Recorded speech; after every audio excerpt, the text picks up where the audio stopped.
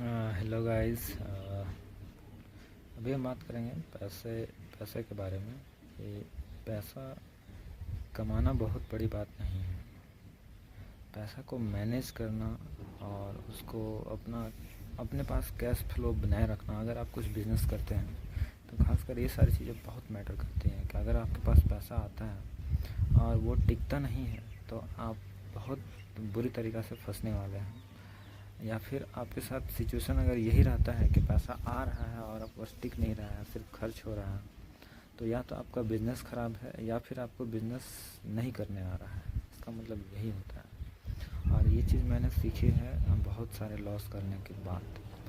फ़िलहाल मैं बिज़नेस जो भी कर रहा हूँ वो धीरे धीरे मैं कोशिश कर रहा हूँ इम्प्रूव करने का, और स्ट्रेटजी या मैनेजमेंट को मैं ठीक करने का कोशिश हमेशा करता हूँ। हर बार सीखता हूँ, हर बार मतलब इम्प्रूव करता हूँ।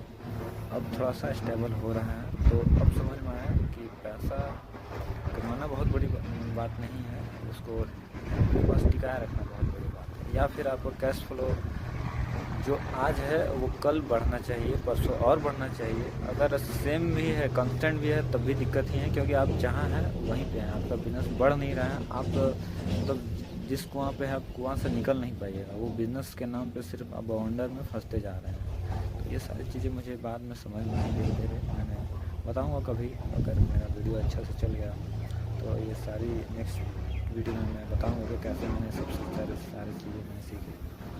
तो वीडियो का मेन मतलब यही कहने का है कि पैसा कमाना ज़रूरी नहीं है, पैसा संभालना और पैसा कैश फ्लो बनाए रखना। कैश फ्लो मीन्स कि पैसा आना भी चाहिए, जाना भी चाहिए, और कोशिश इतना होना चाहिए कि पैसा ज़्यादा आए फिर कम जाए। ठीक है, रेशियो आने का ज़्यादा होना चाहिए, जाने का कम। लेकिन अगर आपका जाने का रेशियो बहुत ज़्यादा है तो आपका बिज़नेस घाटे में चल रहा है या फिर आप गलत कुछ कर रहे हैं।